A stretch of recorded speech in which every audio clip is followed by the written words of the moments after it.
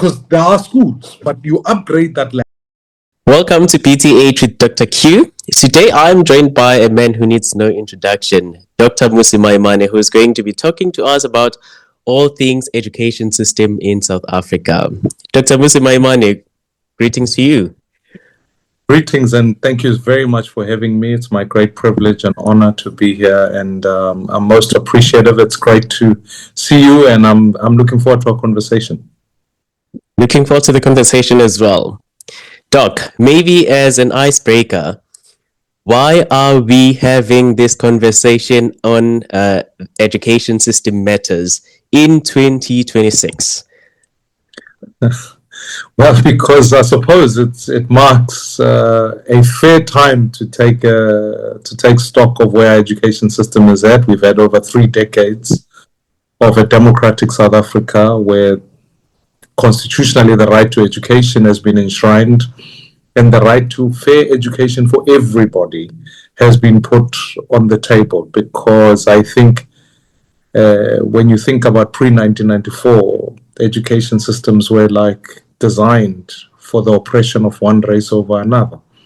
Now we can say, how far are we as far as the education system for everybody? And so it's important that we take a dipstick onto it. It's important that we look and say, okay, you can't say you were just starting. Now you are well entrenched in the system. Now we need to know whether it's delivering what we need to have. And I think it's a great time in 2026. The world is changing. I love the continent of Africa. I love what we do in the world. And so now, as we reflect on the world, part of this conversation must be able to say to us, is South Africa resilient for the future? That's the... So yeah, it's a great time to talk about it, and it's a good time to change things if we need to change things. I appreciate that. And maybe just to jump over to some nations that have almost a similar pass mark. I was looking at the stats and I saw that the UK and New Zealand are almost as the same as South Africa, I mean to say. I think the UK has a pass mark of about 40%, and then New Zealand, I think, is slightly lower. What do you have to say about that? I mean, we do see people driving that side. At a point of clarity, when you say a pass mark, you mean what a child needs to achieve in a particular subject to be able to be deemed proficient? Yeah. I would assume it is like that. Yes. Okay.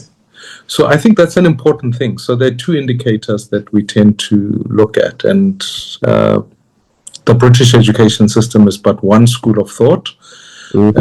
In the sense that we have to measure.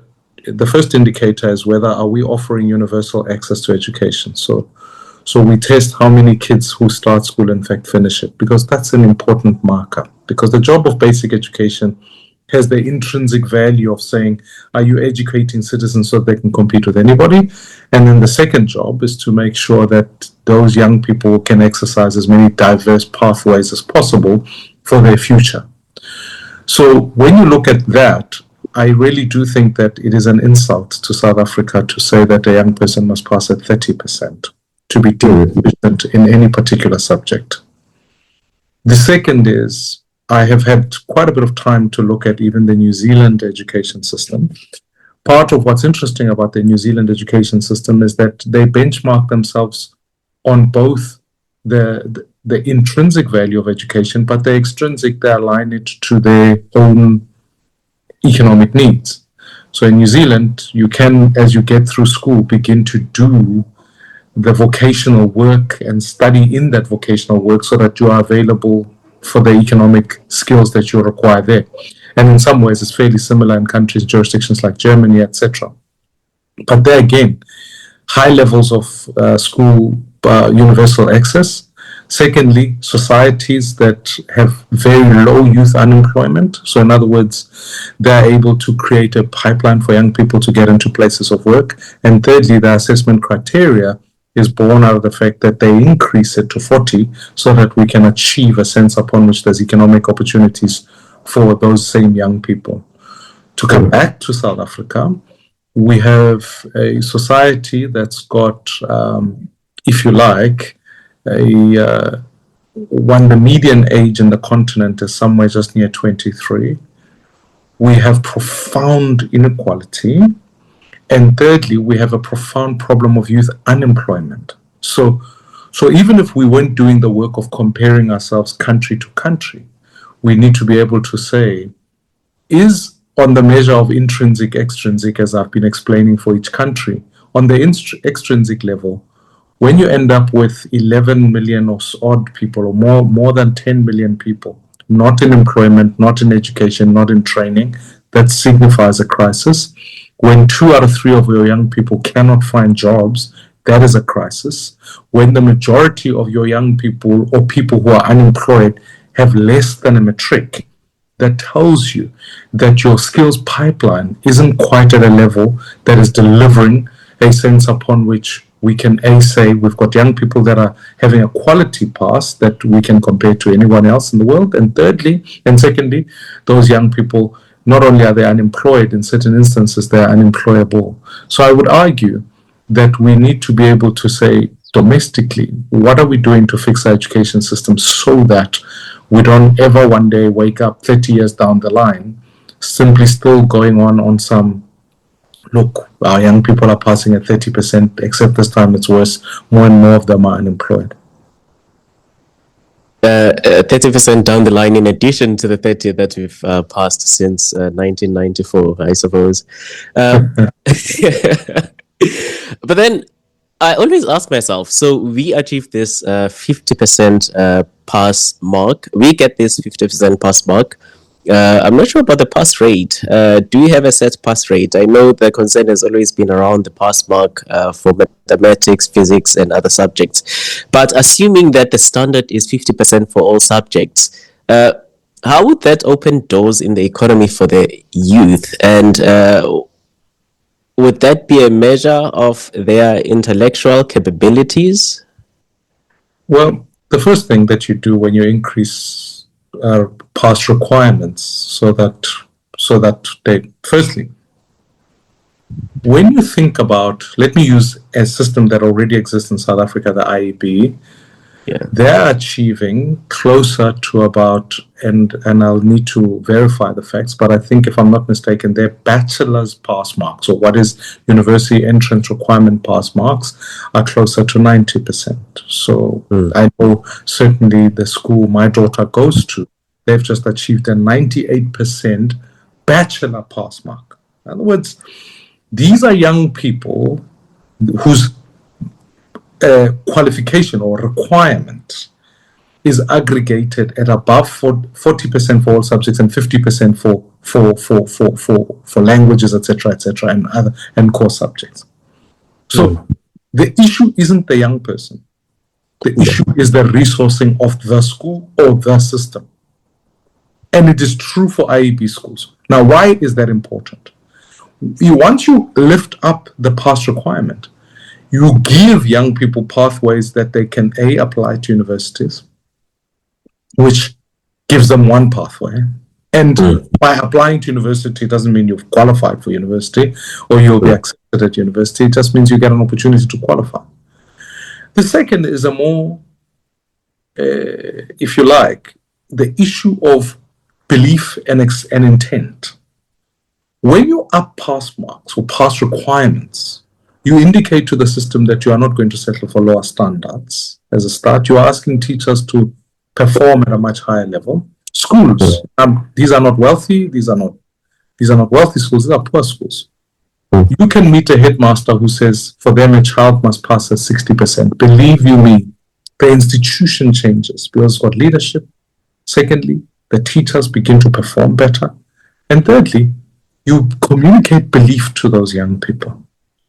Lastly, and more crucially, in particular core subjects, maths, science, we are not competing only amongst ourselves. We're competing in an international level. So let's put South Africa as a G20 country in the top 20 economies in the world. Let's just, for argument's sake, put that on the table.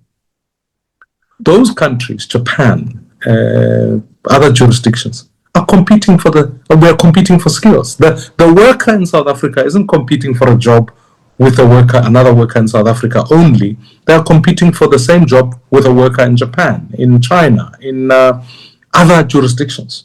Now, if we want to be able to be at the fore, or we want to retain our position in one of the top 20 economies in the world, we need the skills to back it up. And in all harsh reality, once our pass marks, particularly in maths and science, are that low, if you were to assess young people at 50% for maths and science, less than a third of them would actually pass, even the ones who sat this year. So that tells you that on a skills wattage, we won't have the skills of economies of the future, which means we won't be able to compete with anyone else in the world. So I think this matter isn't just one of domestic interests. It's also what do we do in an international benchmarking of ourselves and for our economy to be able to thrive on a global scale. Yeah, you remind me of a time last year when I was attending a conference in Pretoria. So it was an international conference, and there was this guy who came from the university where the former UJ VC currently is. I've forgotten what the name is. Be careful what you say about UJ. I'm a UJ graduate now, so I'm very sensitive about that issue. I saw your beautiful, what do you call it? It's not an ethnographic study, but when it is your own, I've forgotten. It's an autoethnography, yes. Autoethnography. It's an autoethnographic study. I saw that, and maybe one day we should have a conversation about centered on your thesis, because I think it's a beautiful piece of work. Congratulations. I appreciate it. Thank you. So this man then stood up during the middle of the discussions, and he said, you sit here and you talk about all these things theoretically, but I am not hearing you talking about technology. You're not saying anything about innovation. We understand that there are issues in your schooling system in South Africa, especially in basic education.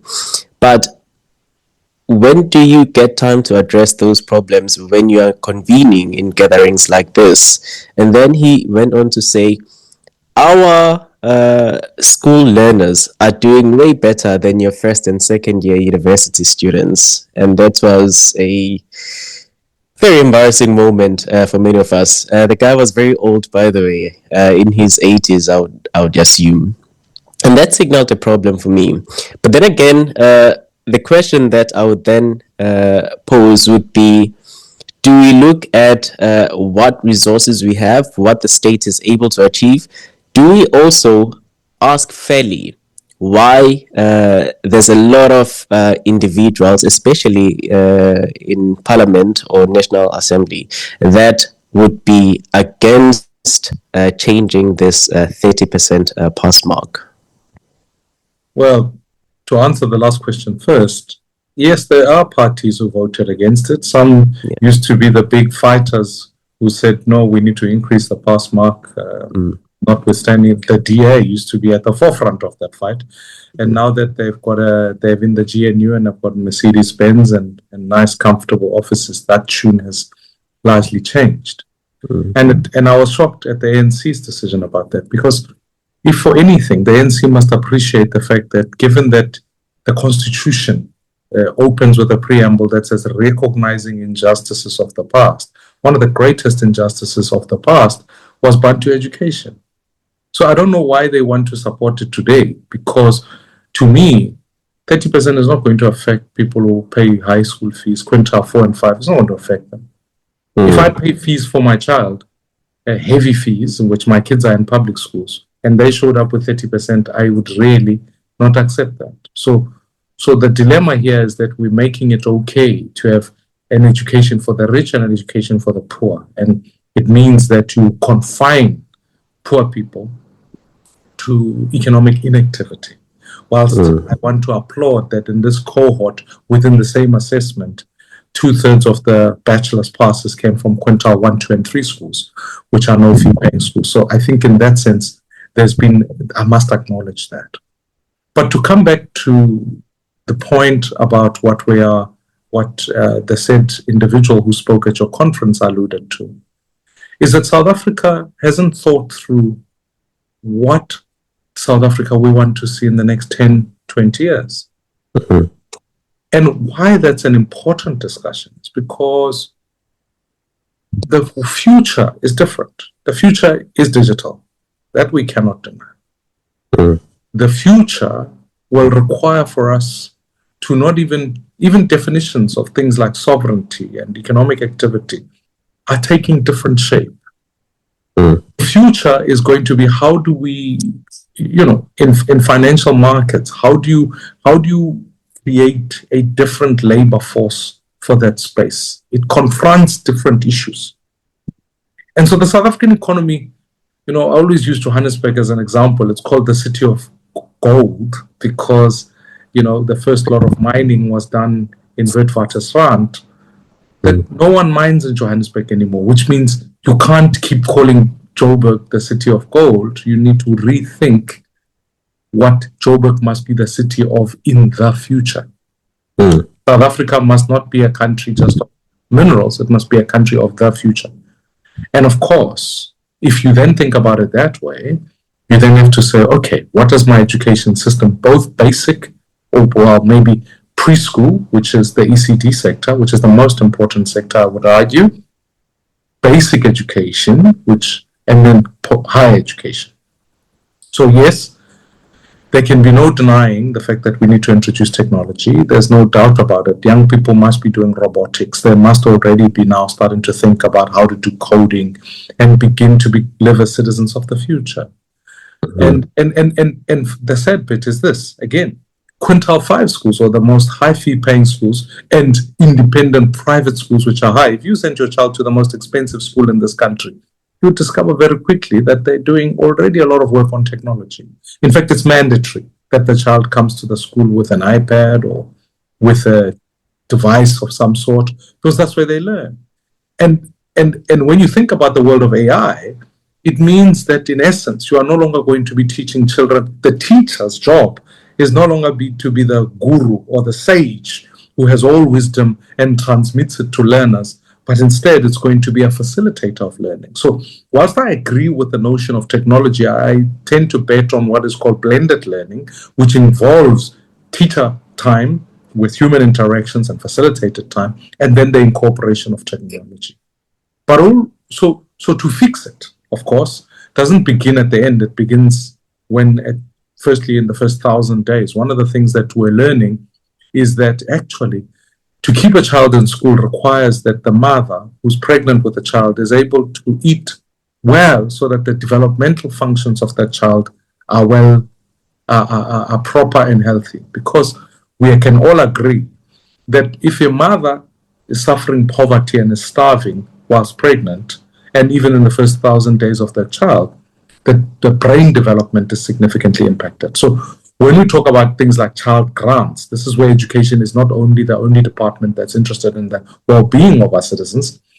Child grants must begin in utero, that's my view, so that you can achieve a space where the mother is eating well and the child is born healthy. That matters. ECD centers must be mandatory. We cannot live in a country where the statistic remains true that 8 out of 10 of our children cannot read for meaning by the age of 10. It's a concern. So we need to be able to infuse the ability for resources to be made available there. And that is in some ways part of mother tongue education, ensuring that young people are able to gain access to great ECD centers, do the basics. Because again, if parents are wealthy, they do this routinely. They find private institutions that do that, and their children succeed. Thirdly, which is another psychosocial dynamic, is that we need to ensure that in the ecosystem that looks after the child, we know one thing. I spoke earlier about dropout rates, and the Minister of Basic Education talks about a retention rate of over 84% all the way to grade 10, but then a high drop-off at grade 11. You say, why is that? One of the reasons, the highest reason why is that young people fail and then they go home to someone who doesn't tell them to go back to school. Yeah. So one of the things we've got to make sure is that we keep, if you like, families intact or responsible adults at home. with a child. Because if that child is going to a child-headed home, or if that child is going back home and there's no one to reinforce, to encourage, to support, that child is already in trouble. We need to incentivize quality teachers, particularly at primary school, on core subjects like maths and science. Because one of the saddest things I see in life is when you bump into somebody who says, I used to be a teacher. And I say, what do you do now? They say, I sell mesh printers, or I work. And then you say, why did you do that? Why did we lose you to the classroom? They say, well, I'm a man, or I'm a woman. I need to provide for my family. Teaching doesn't pay well. We need to support, particularly maths and science teachers, pay them well so that they stay in the system.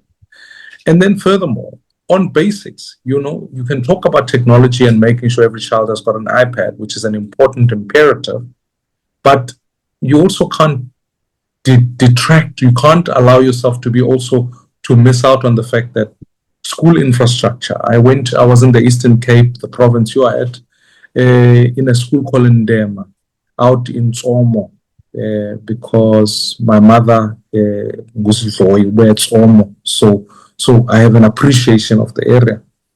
And when I got there, the school's infrastructure was about one of the worst infrastructure I've ever seen. There were holes in the ceiling in the classrooms. The toilets violated human rights. That's just how awful the system is. Now, you've got to say to yourself, fix the infrastructural issues so that children can learn in quality places. And then the supporting infrastructure that goes into them. Scholar transport this week and for the start of this year, we can't. It's a tragedy. It's a tragedy when young people die in such a devastating car crash. And I want to use the opportunity to really send condolences to those families. I don't, no parent wants to bury their child, but we can mourn. But once we are done mourning, we need to think about how do we fund public transport for schools, because when you're particularly in rural areas, and more specifically the Eastern Cape, young people have to in some instances walk between 5 to 8 k's to school and do that back. Every day you are doing 16 kilometers. It means when it's raining, the child doesn't go to school, or all of those other variables, they can't go to school. And there's a net consequence of that is that the department funds some basic transport for learners, and then you find in those transport for those learners, some of them, when they hit a particular age, can't go. So when we talk about reforming the system, a lot has to be done interdepartmentally, coupled with making sure that the social system works so that learner has the best opportunity to succeed. And then one day, when we then have articulated what South Africa must look like, if we say it's going to be mining, we're going to put mining to develop green technology for the future. Educate young people to do that. Begin to empathize them to do that. If you say your future is going to be in fintech or in agriculture, for example, agriculture is one of the largest employment drivers in the country. But we all know that farming today is no longer about just working in the fields. It's a technology-driven business, in essence. Because when you think about things like hydroponics, etc., have a vision to say, how do you educate young people in that space? So for me, I think the first, if you want to fix education, develop a vision for the economy of the country, and then educate young people to fulfill that. South Africa doesn't have a vision for a future, and therefore the education system is only producing young people for an economy that's long gone. Interesting. You said quite a number of things. You just touched on agriculture there. That's my space, by the way. I'm an agriculturist. My PhD is in agriculture, and so are my undergrads or lower qualifications. I usually have debates. That's why I must be careful. Thank you. I usually have debates with my students about the use of these advanced technologies in farming, considering our South African context, and they are mind-blowing. Those would be mind-blowing conversations. If you had to hear them, you'd be absolutely fascinated.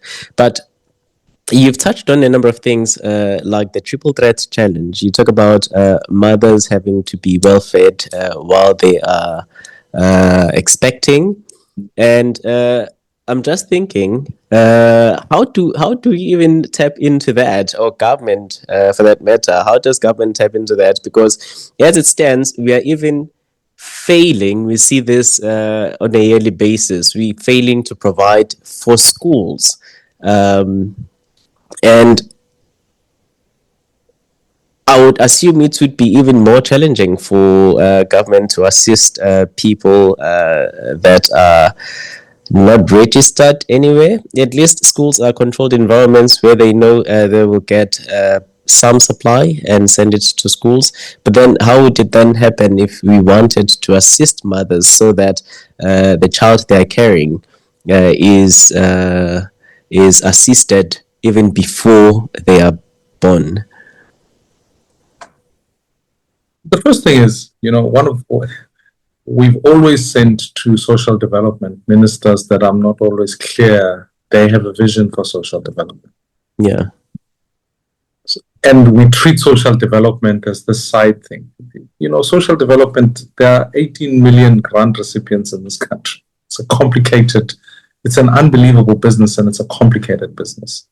How is sustaining that? And the reason I start there is because, again, in the same way as you talk about reforming education, we've never reformed how we do our grant system. Now, I'm fascinated by the Brazilian model of this issue, which looks at households.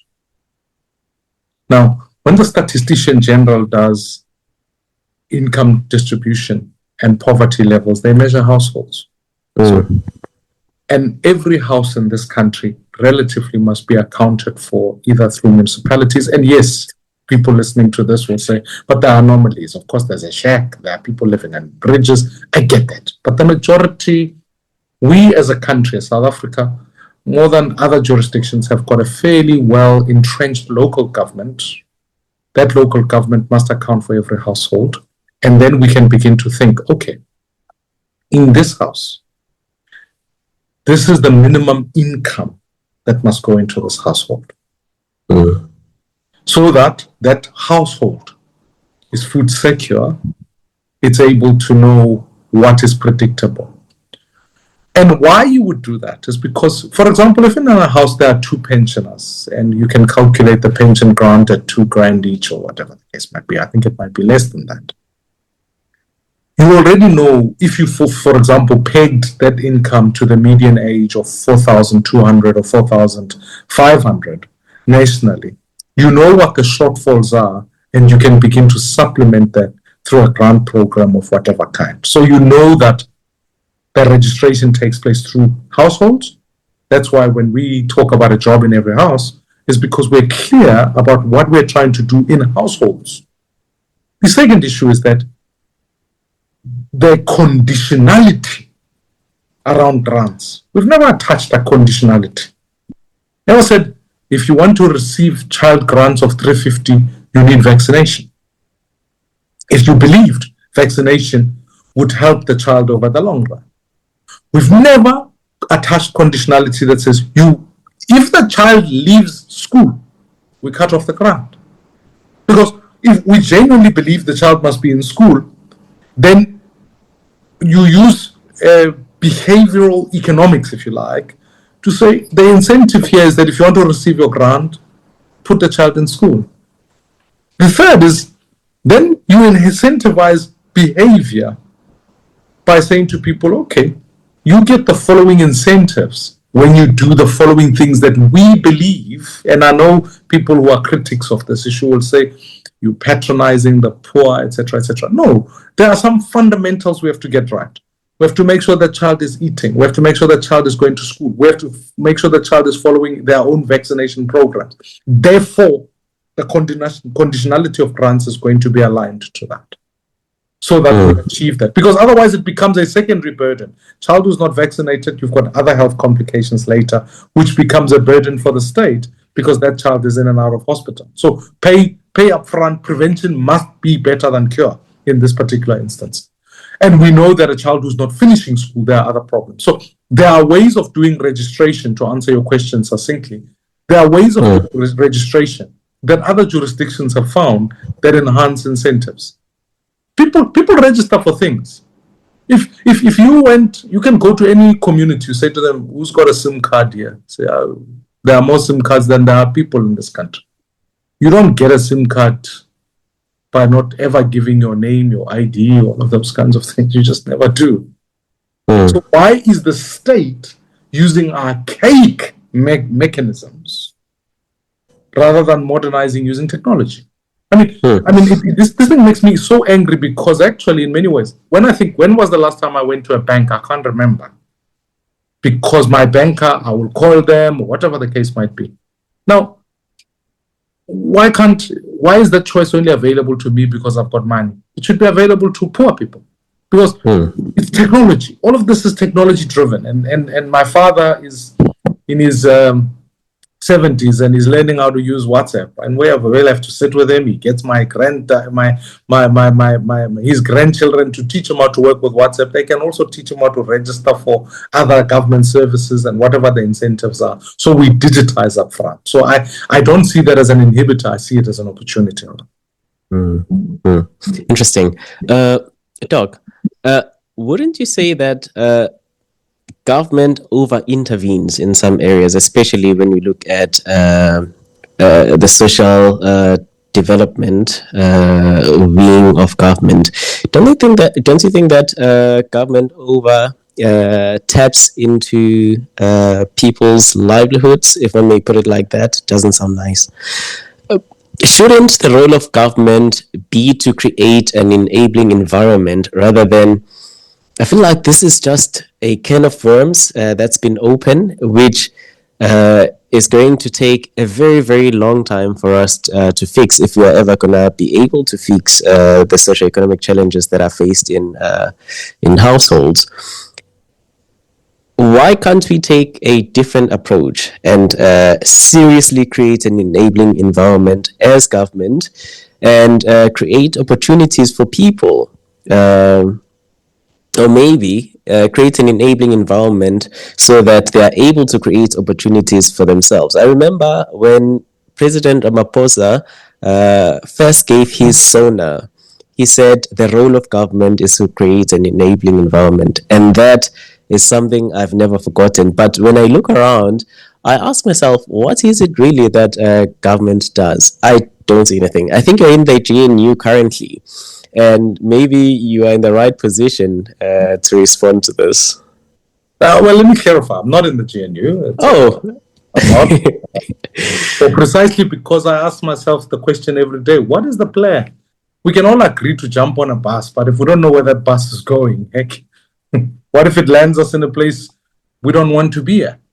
All of these parties that are in the GNU must explain Iran, they must explain all of these issues because they must know where the bus is going to land. Yeah.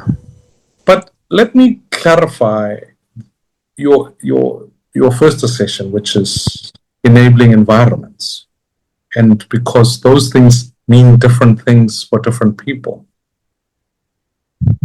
An enabling environment, well, when you look at it economically and you talk about government intervention, South Africa's government GDP spend relative to the total GDP of a country is just over a third.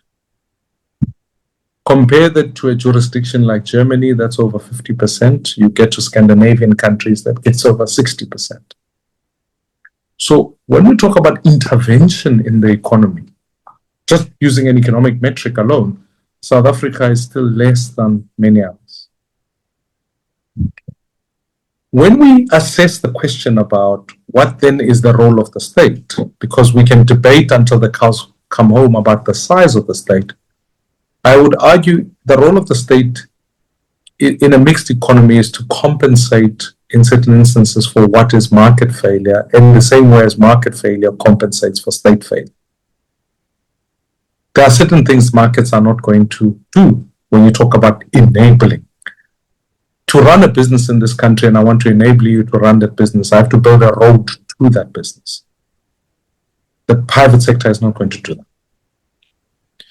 to make sure that the person who you want to employ, we talk about this enabling. What are enablers? Infrastructure is one. So the second one is you want to talk about the health of citizens. You want to make sure people are healthy. At this point in time, less than a majority of citizens in this country are on private medical care. The majority of citizens are wholly dependent on state healthcare. So if you want workers and those workers get sick, the probability is that they're going to have to be reliant on a state institution. Now, you might say, no, actually privatize all hospitals, will be fine. That's, in some ways, the American model. And the American model means that when you get sick, you could become crippled for life, financially. So enablers are an important conversation. Bulk infrastructure, water, energy, all of those things. Enablers. So where I agree with President Ramaphosa is that the state should not be the first employer.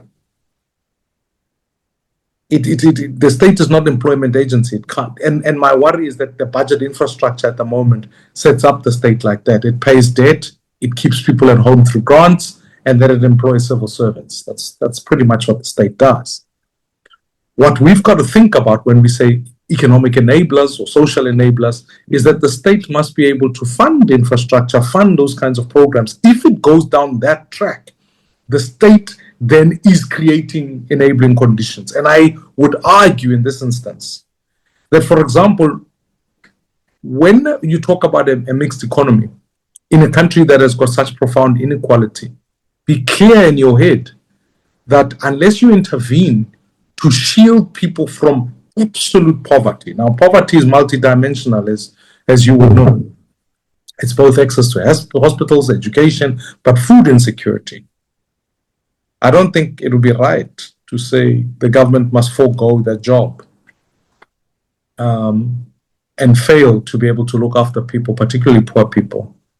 Because then in that instance, we know what happens when people are poor. When people are poor, they can't study, they can't survive, and when they are food insecure, there are other complications behind it.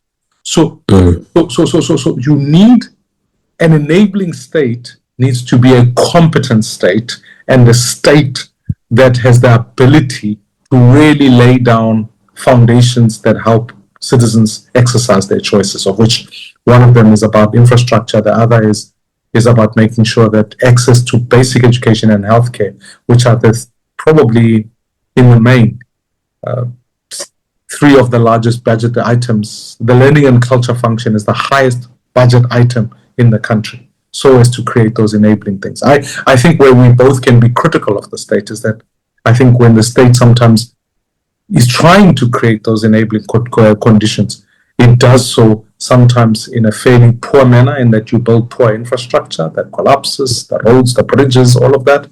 And it does so in a corrupt manner, in that when you're trying to provide healthcare, you end up with places like Tembisa, or more specifically, your jurisdiction, Frere Hospital, where here's a hospital, but in many ways there's such, there's poor leadership there. The net consequence of it is that the hospital doesn't work well. I think the state then becomes incompetent, incapable, and corrupt. And there, in that instance, I think that it undermines its efforts. But I really do think there is no economy in the world. When people talk about a developmental state, for argument's sake, you look at the Asian tigers. The Asian tigers thrived because the state really drove a developmental agenda. And by developmental doesn't mean that it provides welfare.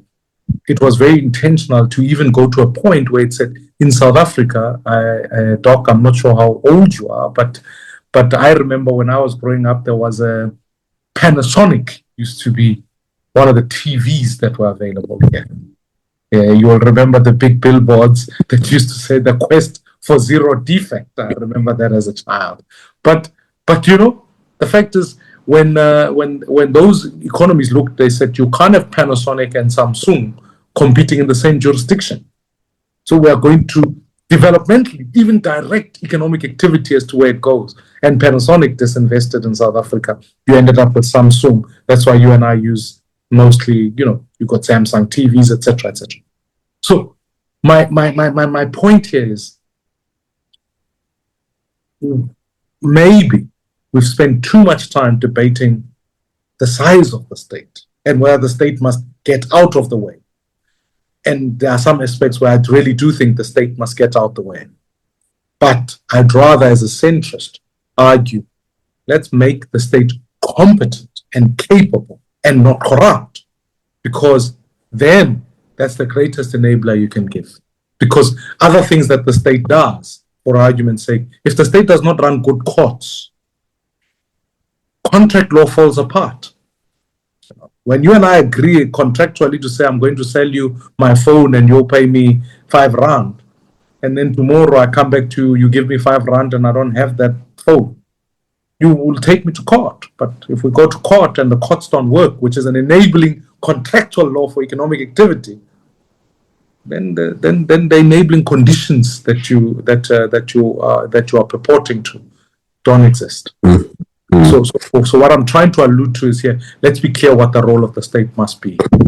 Well, I would want to have this conversation with you on matters of leadership and governance.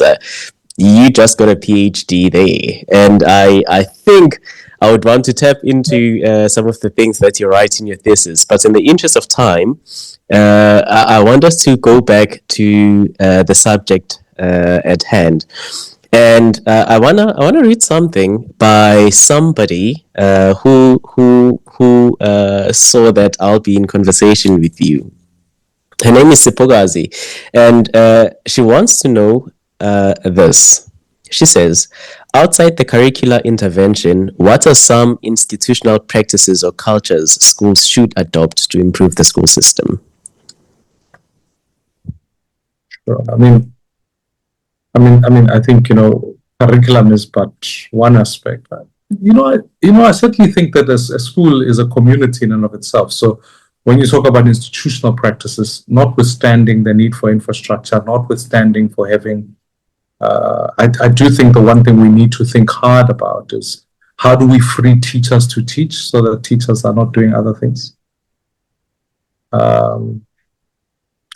I find teachers are asked to be mothers, to be healthcare workers, to do all sorts of other things. I think that we must free them up to teach, and schools must be able to figure out how to increase participation, whether it's sports, whether culture, by other individuals who they can support, so that teachers are freed up to teach, and then the work of other things, sporting, etc., is taken by others. I find schools of excellence, when you arrive at a school that is brilliant, there are a few things I look for. The first thing is I look for the leader. I look for the principal. If the principal is chosen through manga business, whether that's through unions, as the investigation that was commissioned by former Minister Mmusi looked into the role of unions and appointing headmasters, I think that could be problematic. So I look for the headmaster. I, funny enough, will look at the roof of the school. The roof of the school tells me everything, because it tells me whether they're looking after their infrastructure or not. The third is I'd want to attend a parents' meeting, because schools that do well, parents show up. But when you have a parents' meeting and no one bothers to come, that speaks to the school's governing body, it speaks to all of that. You know that institutionally that school has got problems, because those kids, that their community isn't owning this. And then ultimately I look at the culture of excellence. In other words, we demand more of ourselves as a school. And like I alluded earlier, principles that I admire are those who say, here we don't accept anything less than 60%. And there's some beautiful stories. So to come back to the school I was telling you about, that's got infrastructural deficits. The one thing that really inspired me is they ran these winter programs where young people came through, they learned until late, and there was commitment from the leadership there to show up and teach extra lessons, and that blew me away. So whilst I hear what someone is saying, yeah, sure, curriculum is one component, and I do think that the school is the community is what keeps it going. And that's an important dynamic. I read this article not too long ago about teachers being the primary problem in our education system, because especially in your previously disadvantaged communities where the likes of yourself would say, I'm not going to go and teach in Tomo or Tolo or wherever, because it's a very remote area. Number one, there's no resources. So the people that are bound to go there are people that actually grew up in that particular area and do not mind going to fetch water from a river, do not mind to be without electricity, and get other type of resources or basic services, I mean to say, which you would get if you are in a better area, like in a township or an urban area. So the argument, and I still do have this article, the argument is most of the guys that you find in those settings, one, they were not taught by good teachers because they are from those schools in any case. Secondly, they don't even know a beaker because they'd never seen a beaker. The first time they would have seen a beaker would be at varsity. Then the question is, how do we then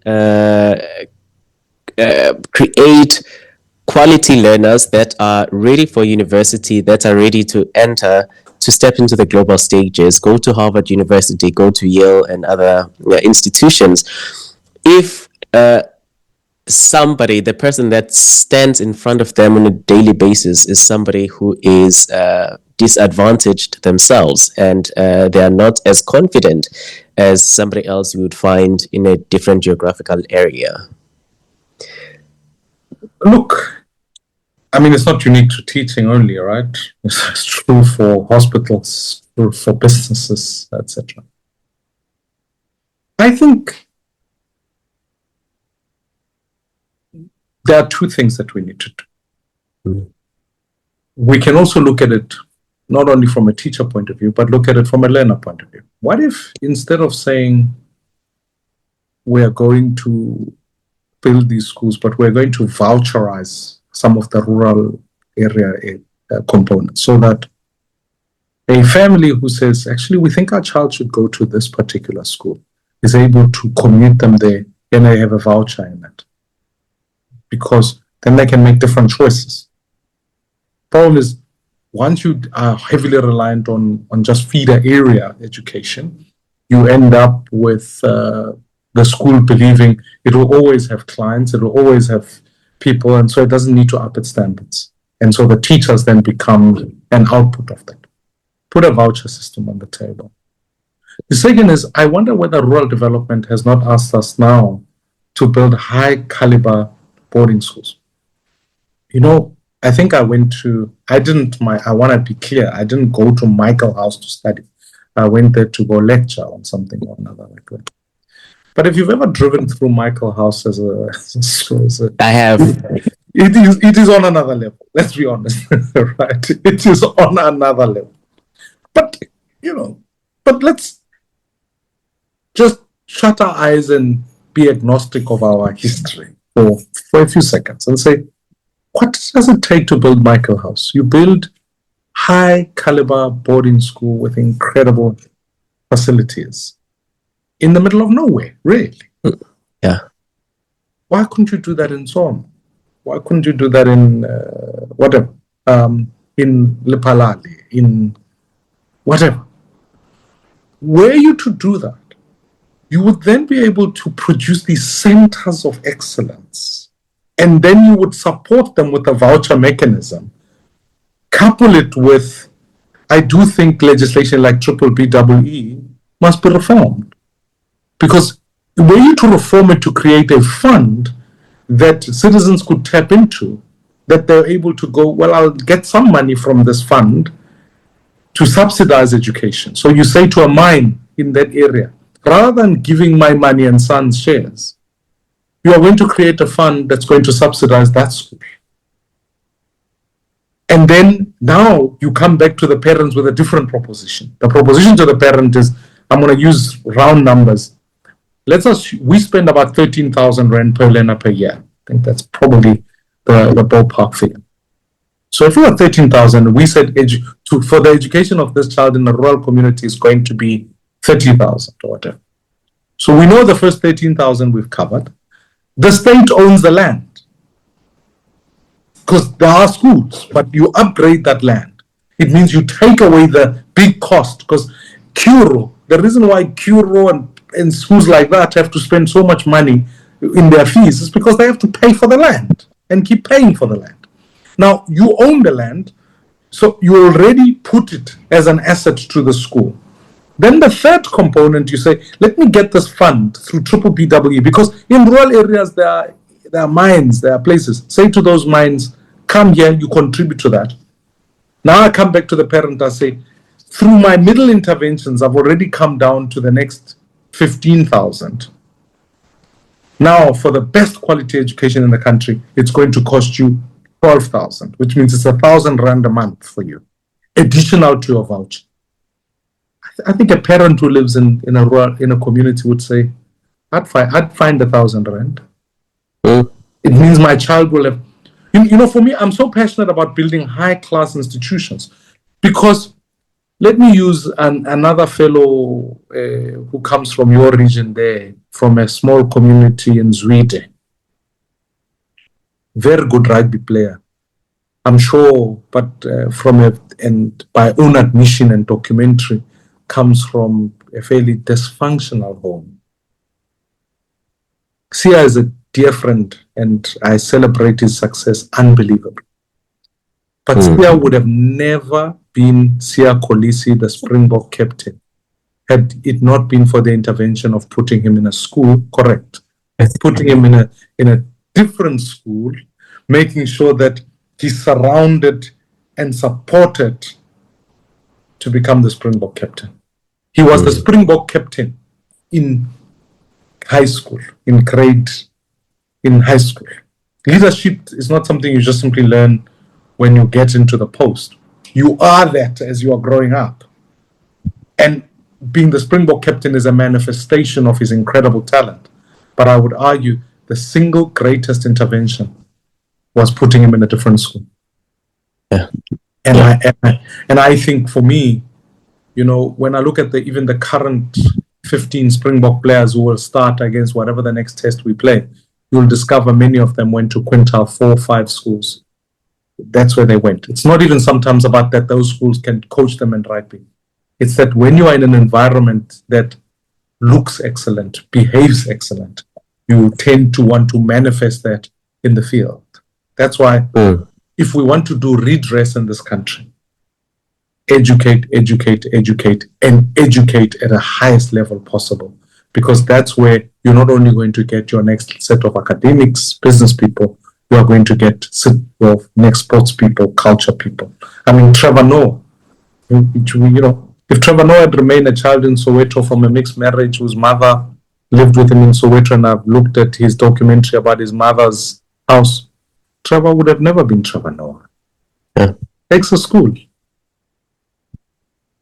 So, granted. Yeah. I am passionate about this issue. I could talk all day about it. Yeah, I can tell. But we are out of time. But maybe before I conclude, and I just want to put it out there that I'm from a family of teachers. Some are retired, some are still teaching. My mom is a teacher.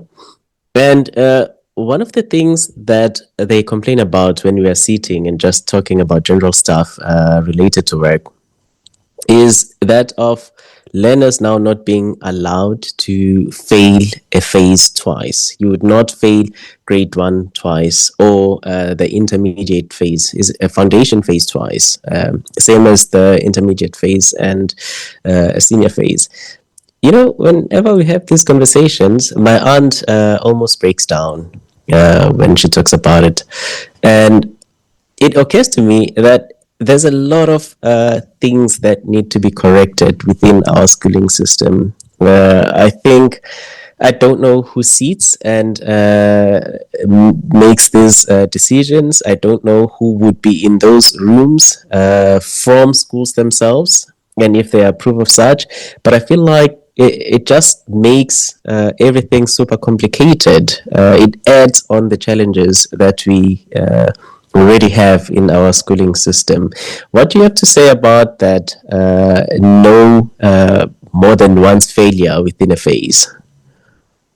Look, and maybe I'm sympathetic to the passion of teachers, but I think if you fail twice in a grade, it has other complications. You know, the education system is a bit like a conveyor belt. It needs to keep people moving through it. And so once you have someone who's 19, 20, 21 in matric because they were able to repeat in multiple, you've got other problems. And we're seeing this problem in higher education, because in higher education, you get a lot of people who stay in school and they keep repeating because they've got no other places to go to. Yeah. To me, I tend to take a view. We know, when I think about, again, quintile 5 schools, they know which kids is going to fail. And they already put interventions up front. They already have interventions. So to me, I think circumstances where a child has to fail twice should never arise. If your school is working well, it should never arise. You should never get to a place like that. Something has gone wrong with the child, or it's gone wrong with the school. So let's fix for that. Let's support as best as we can. Otherwise, you're going to have deeper problems. And I would argue the policy in and of itself is designed because of policies. Every year, we've got over 1.2 million people starting school. If you allow others to stay in the system for much longer, you are going to create complicated problems, because at the end of the day, you've only got so many spaces, so many classes, so many teachers. So we have to keep people moving, but our interventions must to make sure they do move. And when a child is going to fail, there's intervention that we must put on the table. Let's put a pause. Dr. Maimane, thank you very much for joining us at BTH. Hopefully, you are now going to be the friend of Beyond the Headlines, and that whenever we shout, you will come. You still owe me a conversation on leadership and governance, so be on the lookout. Thank you so much. Thank you so much. All the best. This is Beyond the Headlines with Dr. Q.